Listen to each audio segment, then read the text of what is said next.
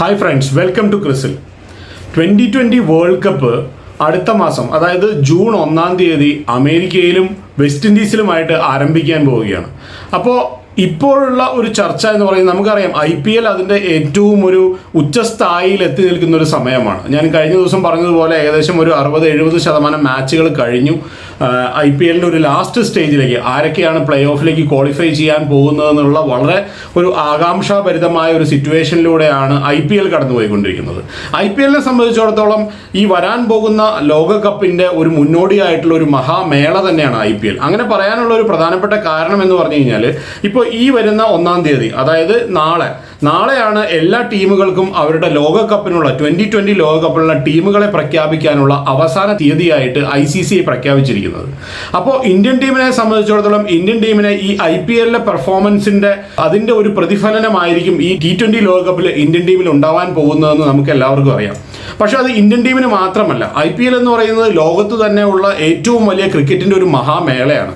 അപ്പോൾ അതുകൊണ്ട് തന്നെ പ്രധാനപ്പെട്ട പല രാജ്യങ്ങളും അവരുടെ T20 ലോകകപ്പിനുള്ള ടീമിനെ പ്രഖ്യാപിക്കുമ്പോൾ അത് IPLലെ പെർഫോമൻസ് കൂടെ കണക്കിലെടുക്കാനുള്ള ചാൻസസ് കൂടുതലാണ്.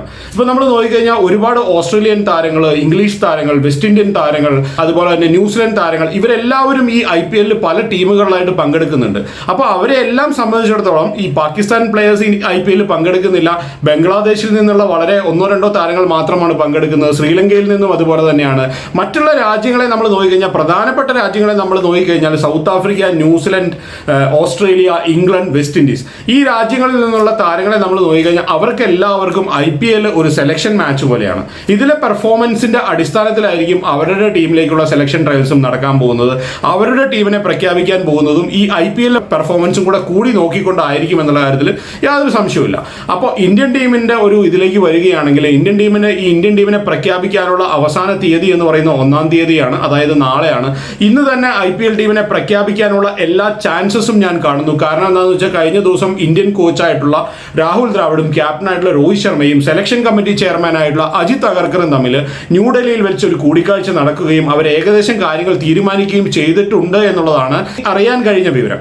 അപ്പോൾ അതിൽ ഇനി വേണ്ടതെന്ന് പറയുന്നത്, ജയ്ഷ ഇലക്ഷന്റെ തിരക്ക് കാരണം, അതായത് BCCIയുടെ സെക്രട്ടറിയാണ് അദ്ദേഹം ഇലക്ഷന്റെ ലോക്സഭാ ഇലക്ഷൻ നടക്കുന്ന സമയമായതുകൊണ്ട് അദ്ദേഹത്തിന്റെ ആ ഒരു തിരക്കുകൾ കാരണമാണ് ടീമിനെ പ്രഖ്യാപിക്കുന്നത് വൈകുന്നത് എന്നാണ് പറയപ്പെടുന്നത്. ഏതായാലും നമുക്ക് അതിന്റെ കൂടുതൽ ഡീറ്റെയിൽസിലേക്കൊന്നും പോകേണ്ട ആവശ്യമില്ല. നമ്മൾ നോക്കുകയാണെങ്കിൽ ഈ വരാൻ പോകുന്ന ജൂണിൽ നടക്കാൻ പോകുന്ന 2020 ലോകകപ്പുള്ള ഇന്ത്യൻ ടീമിനെ നമുക്കൊന്ന് പരിശോധിക്കാം. എങ്ങനെ ആയിരിക്കാനാണ് ചാൻസസ് എന്ന് നമുക്ക് പരിശോധിക്കാം. ആരൊക്കെയായിരിക്കും ഇന്ത്യൻ ടീമിലേക്ക് വരാൻ പോകുന്നതെന്ന് ഞാൻ കാണുന്ന പ്ലേയേഴ്സിന്റെ ഒരു ലിസ്റ്റാണ് ഞാൻ പറയാൻ പോകുന്നത്. അതിൽ കുറച്ച് ഡിസ്കഷൻസ് എല്ലാം നമുക്ക് ചെയ്യാം. ലൈക്ക് അതിന് പകരം ആരെയൊക്കെ നമുക്ക് ഉൾക്കൊള്ളിക്കാൻ സാധിക്കും, അല്ലെങ്കിൽ ആരായിരിക്കും ബെറ്റർ ചോയ്സ് എന്നുള്ള കാര്യങ്ങളെ പറ്റിയൊക്കെ നമുക്കൊന്ന് സംസാരിക്കാം. ഞാൻ എഴുതി വെച്ചിരിക്കുന്ന ഒരു ടീം നമ്മൾ നോക്കുകയാണെങ്കിൽ അതിൽ ക്യാപ്റ്റനായിട്ട് രോഹിത് ശർമ്മ തന്നെയാണ്. അത് ഓൾറെഡി BCCI പറഞ്ഞിട്ടുള്ള കാര്യമാണ്. അപ്പോൾ ഓപ്പണിംഗ് സ്ലോട്ടിലേക്ക് രോഹിത് ശർമ്മയായിരിക്കും. രോഹിത് ശർമ്മയുടെ കൂടെ ഓപ്പൺ ചെയ്യാൻ പോകുന്നത് യശസ്വി ജയ്സ്വാൾ ആയിരിക്കുമെന്നാണ് എൻ്റെ വിശ്വാസം. അതിനൊരു പ്രധാനപ്പെട്ട കാരണമുണ്ട്. യശസ്വി ജയ്സ്വാൾ ഒരു ലെഫ്റ്റ് ഹാൻഡ് ബാറ്ററാണ്. അപ്പോൾ അതുകൊണ്ട് തന്നെ ആ ഒരു പൊസിഷനിലേക്ക് അവർ കൺസിഡർ ചെയ്യാൻ പോകുന്നത് യശസ്വി ജയ്സ്വാളിനെ ആയിരിക്കും. പ്രധാനപ്പെട്ട കാരണം അത് തന്നെയാണ്. വിരാട് കോഹ്ലി ഓപ്പൺ ചെയ്യും എന്നുള്ള ന്യൂസുകൾ ഉണ്ടെങ്കിലും രോഹിത് ശർമ്മയും വിരാട് കോഹ്ലിയും കൂടെ ഓപ്പൺ ചെയ്യുകയാണെങ്കിൽ അതൊരു ട്രെമൻഡസ് ആയിട്ട് ഒരു ഓപ്പണിംഗ് കോംബോ ആയിരിക്കും.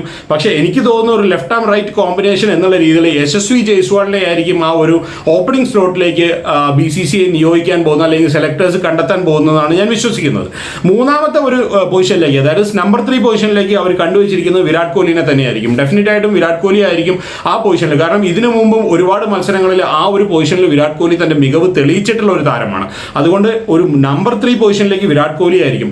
ഇനി നമ്പർ 4 പൊസിഷനിലേക്ക് വരാൻ പോകുന്നത് ലോകത്തുള്ള ഏറ്റവും മികച്ച T20 പ്ലെയർ ആയിട്ടുള്ള സൂര്യകുമാർ യാദവ് ആയിരിക്കും. ഈ സൂര്യകുമാർ യാദവിനെ ആ പൊസിഷനിൽ ബാറ്റ് ചെയ്യാനുള്ള ചാൻസസ് വളരെ കൂടുതലാണ്. ഇപ്പോൾ മുംബൈ ഇന്ത്യൻസിന്റെ ടീമിൽ നോക്കിക്കഴിഞ്ഞാൽ അദ്ദേഹം നമ്പർ 3-ലാണ് ബാറ്റ് ചെയ്യുന്നത്. പക്ഷേ ഒരു പടി കൂടെ താഴെ, കാരണം വിരാട് കോഹ്ലിനെ നമ്പർ 3-ൽ ഉപയോഗിച്ചുകൊണ്ട് നമ്പർ 4 പൊസിഷനിലേക്കായിരിക്കും സൂര്യകുമാർ യാദവിനെ സെലക്ടർമാർ കണ്ടെത്താൻ പോകുന്നതെന്നാണ് എൻ്റെ വിശ്വാസം. ഇനി അടുത്തത് ഇതാണ് നമ്മുടെ ഒരു ബാറ്റർമാരുടെ ലിസ്റ്റ്. ഈ 4 പേരായിരിക്കും ബാറ്റർമാരുടെ ലിസ്റ്റിൽ വരാൻ പോകുന്നത്. ഇനി വരുന്നത് ഓൾറൗണ്ടേഴ്സ് ആണ്. ഈ ഓൾറൗണ്ടേഴ്സിൽ പ്രധാനമായിട്ട് നമുക്കുള്ളത് ശിവം ദുബെ എന്ന് പറയുന്ന ഒരു ഓൾറൗണ്ടറാണ്. ഈ കഴിഞ്ഞ 2 വർഷമായിട്ട് IPLൽ വളരെ മികച്ച പ്രകടനങ്ങൾ കാഴ്ചവെക്കുന്ന ഒരു താരമാണ് ശിവം ദുബെ. അദ്ദേഹത്തിനെ ഒരു മീഡിയം പേസ് ഓൾറൗണ്ടർ എന്നുള്ള രീതിയിൽ സെലക്ടർമാർ കൺസിഡർ ചെയ്യാനുള്ള ചാൻസസ് കൂടുതലാണ്. ഒപ്പം തന്നെ ഹാർദിക് പാണ്ഡ്യയും ആ പൊസിഷനിലേക്ക് വരുന്നുണ്ട്. ഹാർദിക് പാണ്ഡ്യയും ഒരു ഓൾറൗണ്ടർ എന്നുള്ളത്, ഒരു ഫാസ്റ്റ് ബോളർ ഓൾറൗണ്ടർ എന്നുള്ള രീതിയിൽ ആ പൊസിഷനിലേക്ക് അവകാശവാദം ഉന്നയിക്കുന്ന താരമാണ്. ഇപ്പം നമ്മൾ 6 താരങ്ങളുടെ പേര് നമ്മളിവിടെ പറഞ്ഞു കഴിഞ്ഞു. ഇനി 7ാമത്തെ പൊസിഷനിലേക്ക് വരാൻ പോകുന്ന ഓൾറൗണ്ടർ എന്ന് പറയുന്നത് രവീന്ദ്ര ജഡേജ ആയിരിക്കും. കാരണം അദ്ദേഹം ലെഫ്റ്റ് ആം സ്പിന്നറാണ്, നല്ല മികച്ച ഒരു ബാറ്റർ കൂടിയാണ്. അതുകൊണ്ട് നമ്പർ 7 പൊസിഷനിലേക്ക് സെലക്ടർമാർ കണ്ടെത്താൻ പോകുന്ന താരം എന്ന് പറയുന്നത് രവീന്ദ്ര ജഡേജ ആയിരിക്കുമെന്ന് ഞാൻ വിശ്വസിക്കുന്നു. ഇനി നമ്പർ 8 പൊസിഷനിൽ വരാൻ പോകുന്നത് റിങ്കു സിംഗ് ആയിരിക്കും. കാരണം റിങ്കു സിംഗിനെ ആ ഒരു പൊസിഷനിൽ, കാരണം കഴിഞ്ഞ കുറച്ച് നാളുകളായിട്ട് ഇന്ത്യൻ ടീമിന്റെ 2020 ടീമിന്റെ ഏറ്റവും മികച്ച ഫിനിഷറാണ് റിങ്കു സിംഗ്. അതുകൊണ്ട് തന്നെ അദ്ദേഹത്തിനെ ആ ഒരു നമ്പർ 8 പൊസിഷനിലേക്ക്, അതായത് 8ാമത്തെ ഒരു പൊസിഷനിലേക്ക് കൺസിഡർ ചെയ്യാനുള്ള ചാൻസസ് കൂടുതലാണ്. ഇനി ഒരു നമ്പർ 9 പൊസിഷനും നമ്പർ 10 പൊസിഷനിലും വരുന്നത് വിക്കറ്റ് കീപ്പേഴ്സ് ആയിരിക്കും. വിക്കറ്റ് കീപ്പേഴ്സ് എന്ന് പറയുന്നത് 2 വിക്കറ്റ് കീപ്പറിനെ ഇൻക്ലൂഡ് ചെയ്യാനുള്ള ചാൻസസ് കൂടുതലാണ്. അതിൽ ആദ്യമായിട്ട് സെലക്ടർമാർ പരിഗണിക്കാൻ പോകുന്നത് ഋഷഭ് പന്തിനെ ആയിരിക്കുമെന്ന് ഞാൻ വിശ്വസിക്കുന്നു. അതുപോലെ തന്നെ അടുത്ത ഒരു പൊസിഷനിലേക്ക് അവർ കണ്ടെത്താൻ പോകുന്നത് സഞ്ജു സാംസൺ ആയിരിക്കുമെന്നാണ് എൻ്റെ വിശ്വാസം. കാരണം ഇതിനു മുമ്പ് പല സെലക്ഷൻ കമ്മിറ്റി മീറ്റിംഗ് വരുന്ന സമയത്തും പല പ്രാവശ്യം ഇന്ത്യൻ ടീമിനെ സെലക്ട് ചെയ്യുന്ന സമയത്തും സഞ്ജു സാംസന് നറുക്ക് വീണിട്ടുണ്ടായിരുന്നില്ല. ആ പൊസിഷനിലേക്ക് പല വിക്കറ്റ് കീപ്പർമാരും അവകാശവാദം ഉന്നയിച്ചിരുന്നു. ഇപ്പോൾ ജിതേഷ് ശർമ്മയും KL രാഹുലും പോലെയുള്ള വിക്കറ്റ് കീപ്പർമാരെല്ലാം ആ ഒരു പൊസിഷനിലേക്ക് അവകാശവാദം ഉന്നയിച്ചിരുന്നു. പക്ഷേ ഈ 2024 IPL മികച്ച പ്രകടനങ്ങൾ സഞ്ജു സാംസണ് ഒരു സെക്കൻഡ് വിക്കറ്റ് കീപ്പറായിട്ട് ടീമിലേക്ക് ഇടം നേടിക്കൊടുക്കും എന്ന് തന്നെയാണ് ഞാൻ കരുതുന്നത്. ഇപ്പോൾ നമ്മൾ പറഞ്ഞത് ഏകദേശം 10 പ്ലെയേഴ്സിന്റെ പേര് നമ്മളിവിടെ പറഞ്ഞു. ഇനി 11ാമത് വരുന്നത് ഒരു ഫാസ്റ്റ് ബോളർ ആയിരിക്കും. അത് ജസ്പ്രീത് ബുംറ ആയിരിക്കും എന്നുള്ള കാര്യത്തിൽ യാതൊരു സംശയവുമില്ല.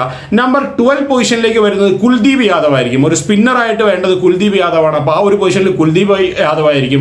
ഇനി നമുക്ക് ഇതിന് വേണ്ടത് 3 ഫാസ്റ്റ് ബോളേഴ്സിനെയാണ് പ്രധാനമായിട്ടും. ആ 3 ഫാസ്റ്റ് ബോളേഴ്സിൽ ഒരാൾ അവേഷ് ഖാൻ ആയിരിക്കും എന്ന് ഞാൻ വിശ്വസിക്കുന്നു, മറ്റൊരാൾ അർഷദീപ് സിംഗ് ആയിരിക്കും എന്ന് ഞാൻ വിശ്വസിക്കുന്നു, മറ്റൊരാൾ മുഹമ്മദ് സിറാജ് ആയിരിക്കുമെന്ന് ഞാൻ വിശ്വസിക്കുന്നു. ഈ 3 ഫാസ്റ്റ് ബോളേഴ്സിൽ ഏതെങ്കിലും 2 ജസ്പ്രീത് ബുംറയെ കൂടാതെ ഏതെങ്കിലും 2 ഫാസ്റ്റ് ബോളേഴ്സിനെ ആയിരിക്കും സെലക്ട് ചെയ്യാൻ പോകുന്നതെന്നാണ് എൻ്റെ വിശ്വാസം. അതിന് പ്രധാനമായിട്ടും ഞാൻ കാണുന്ന ഒരു കാരണം എന്ന് പറയുന്നത്, ജസ്പ്രീത് ബുംറയെ കൂടാതെ ആ ടീമിൽ വേണ്ട 2 ഫാസ്റ്റ് ബോളേഴ്സ് മുഹമ്മദ് സിറാജോ, അവേഷ് ഖാനോ അല്ലെങ്കിൽ അർഷദീപ് സിംഗോ, ഈ 3 പേരിൽ ആരെങ്കിലും ആയിരിക്കുമെന്ന് ഞാൻ വിശ്വസിക്കുന്നു. അങ്ങനെയാണെങ്കിൽ ഈ ഒരു പൊസിഷനിൽ ഏതെങ്കിലും ഒരു പൊസിഷനിൽ യുസി ചഹലിനെ ഉപയോഗിക്കാനുള്ള ഒരു ചാൻസസ് കൂടുതലാണ്. കാരണം ഇന്ത്യ കണ്ട ഏറ്റവും മികച്ച T20 ലെഗ് സ്പിന്നറാണ് യുസി ചഹൽ. അദ്ദേഹത്തിന് വേണ്ട വിധത്തിലുള്ള ചാൻസ് കൊടുക്കാനായിട്ട് ഇതുവരെ ഇന്ത്യൻ ക്രിക്കറ്റ് ടീമിന് സാധിച്ചിട്ടില്ല. അദ്ദേഹത്തിനെ ഈ ടീമിൽ ഉൾപ്പെടുത്താൻ സാധിക്കുകയാണെങ്കിൽ അതൊരു പ്രധാനപ്പെട്ട മൂവ് ആയിരിക്കുമെന്ന് ഞാൻ വിശ്വസിക്കുന്നു. പക്ഷേ ആ ഒരു പൊസിഷനിലേക്ക് അവകാശവാദം ഉന്നയിക്കുന്ന മറ്റൊരു താരം കൂടിയുണ്ട്, അത് അക്സർ പട്ടേലാണ്. അക്സർ പട്ടേലിനെ സംബന്ധിച്ചിടത്തോളം അദ്ദേഹത്തിന് യുസി ചഹലിൽ നിന്ന് വ്യത്യസ്തമാക്കുന്ന മറ്റൊരു പ്രധാനപ്പെട്ട കാരണം എന്ന് പറയുന്നത് അദ്ദേഹത്തിന് കുറച്ചുകൂടെ ബാറ്റ് ചെയ്യാൻ സാധിക്കും. ഒരു ഓൾറൗണ്ടർ കാറ്റഗറിയിൽ രവീന്ദ്ര ജഡേജയെ പോലെ ഒരു ഓൾറൗണ്ടർ കാറ്റഗറിയിൽ അദ്ദേഹത്തിന് യൂസ് ചെയ്യാൻ പറ്റുമെന്നുള്ളതാണ് അദ്ദേഹത്തിന്റെ ഏറ്റവും വലിയ അഡ്വാൻറ്റേജ് ആയിട്ട് ഞാൻ കാണുന്നത്. പക്ഷേ ഇതൊരു പ്രശ്നം എന്താണെന്ന് വെച്ച് കഴിഞ്ഞാൽ, രവീന്ദ്ര ജഡേജയെ പോലെ തന്നെയുള്ള ഒരു പ്ലെയറാണ്, അല്ലെങ്കിൽ അതേ ഒരു ട്രേഡിൽ വരുന്ന ഒരു പ്ലെയറാണ് അക്സർ പട്ടേൽ എന്നുള്ളതാണ് ഇതിൽ പ്രധാനപ്പെട്ട കാര്യം. അപ്പോൾ രണ്ടുപേരും ലെഫ്റ്റ് ആം സ്പിന്നേഴ്സ് ആണ്, രണ്ടുപേരും ബാറ്റർമാരുമാണ്. അപ്പോൾ ഈ രണ്ടുപേരെയും ഒരേപോലത്തെ പ്ലെയേഴ്സിനെ ഉൾപ്പെടുത്തുന്നതിന് പകരം നമുക്കറിയാം കുൽദീപ് യാദവ് എന്ന് പറയുന്നത് ഒരു ചൈനമൻ ബൗളറാണ്. അപ്പോൾ അതിൻ്റെ ഒപ്പം തന്നെ യുസി ചഹലിനെ പോലെ ഒരു ലെഗ് സ്പിന്നർ കൂടെ ടീമിലുണ്ടെങ്കിൽ മികച്ച ഒരു ബോളിംഗ് നിരയായിരിക്കും. സ്പിന്നർമാരുടെ ഒരു കോമ്പിനേഷൻ എന്ന് പറയുന്നത് എക്സലന്റ് ആയിരിക്കുമെന്നാണ് ഞാൻ വിശ്വസിക്കുന്നത്. ഇതിൻ്റെ ടോട്ടൽ ഇനി ഒരുപാട് പ്ലെയേഴ്സ് ഇതിൽ മിസ് ചെയ്ത് പോയിട്ടുള്ള പ്ലെയേഴ്സ് ഉണ്ട്. ഓപ്പണിംഗ് സ്ലോട്ടിലേക്ക് യശസ്വി ജയ്സ്വാളിന്റെ ഒരു പൊസിഷനിലേക്ക് 2 താരങ്ങൾ അവകാശവാദം ഉന്നയിക്കുന്നവരുണ്ട്. ആ 2 പേരെന്ന് പറയുന്നത് ഒന്ന് ശുഭ്മാൻ ഗില്ലാണ്. T20 വേൾഡ് കപ്പിലേക്ക് വരുമ്പോൾ ശുഭ്മാൻ ഗില്ലിന് എത്രത്തോളം ചാൻസ് ഉണ്ടെന്നുള്ളത് നമ്മൾ കാത്തിരുന്ന് കാണണം. പ്രധാനപ്പെട്ട ഒരു കാര്യം അതാണ്. അതുപോലെ തന്നെ ചെന്നൈയുടെ ക്യാപ്റ്റനായിട്ടുള്ള ഋതുരാജ് ഗെയ്ക്വാദിനും ആ ഒരു പൊസിഷനിലേക്ക് വരാനുള്ള ചാൻസസ് ഉണ്ട്. പക്ഷേ യശസ്വി ജയ്സ്വാളിനായിരിക്കും നറുക്ക് വീഴുക എന്നുള്ളതാണ് എൻ്റെ ഒരു പക്ഷം. ഇനി നമ്മൾ ഫാസ്റ്റ് ബോളിംഗ് ഡിപ്പാർട്ട്മെന്റിലേക്ക് വരികയാണെങ്കിൽ ഒരുപാട് ഓപ്ഷൻസ് ഫാസ്റ്റ് ബോളിംഗ് ഡിപ്പാർട്ട്മെന്റിൽ ഉണ്ട്. പക്ഷേ ആ ഓപ്ഷൻസ് എല്ലാം എത്രത്തോളം ഫലപ്രദമാവും എന്നുള്ള കാര്യത്തിൽ എനിക്ക് സംശയമുണ്ട്.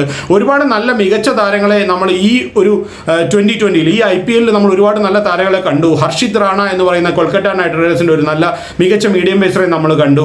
ഒപ്പം തന്നെ യശ് ദയാൽ എന്ന് പറയുന്ന RCBയുടെ ഒരു മികച്ച മീഡിയം പേസറെ നമ്മൾ കണ്ടു. ഇങ്ങനെ പല ആളുകളെ നമ്മൾ കണ്ടിട്ടുണ്ട്. പക്ഷേ എനിക്ക് തോന്നുന്നത് അതിൽ 2-3 പേരിൽ കൂടുതൽ 3 പേരിൽ കൂടുതൽ ഈ ടീമിലേക്ക് ഫാസ്റ്റ് ബോളറായിട്ട് വരാനുള്ള ചാൻസസ് കുറവാണ് എന്നാണ് ഞാൻ വിശ്വസിക്കുന്നത്. അങ്ങനെ 3 പേരെയാണ് എടുക്കുന്നതെങ്കിൽ സന്ദീപ് ശർമ്മ മറ്റൊരു മികച്ച ഫാസ്റ്റ് ബോളറാണ്. ഈ വർഷത്തെ IPL മികച്ച പ്രകടനങ്ങൾ കാഴ്ചവെച്ച ഒരു താരമാണ് സന്ദീപ് ശർമ്മ.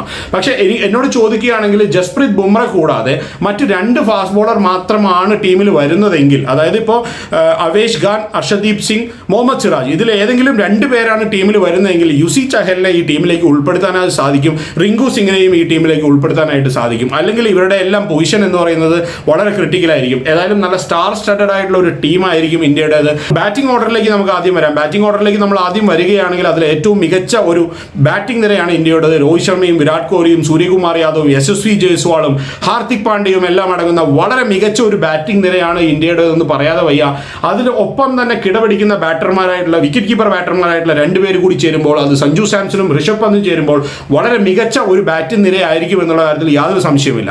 ഇനി അടുത്തത് സ്പിൻ ഡിപ്പാർട്ട്മെന്റ് ആണ്. കുൽദീപ് യാദവും രവീന്ദ്ര ജഡേജയും ഒപ്പം തന്നെ യുസി ചഹലും ടീമിലുണ്ടെങ്കിൽ അത് ഏറ്റവും മികച്ചതാണ്. ലോകത്തിലെ തന്നെ ഏറ്റവും മികച്ച ഒരു സ്പിൻ അറ്റാക്ക് ആയിരിക്കും ഇന്ത്യയുടേതെന്നുള്ളതാണ് എൻ്റെ ഭാഷ്യം.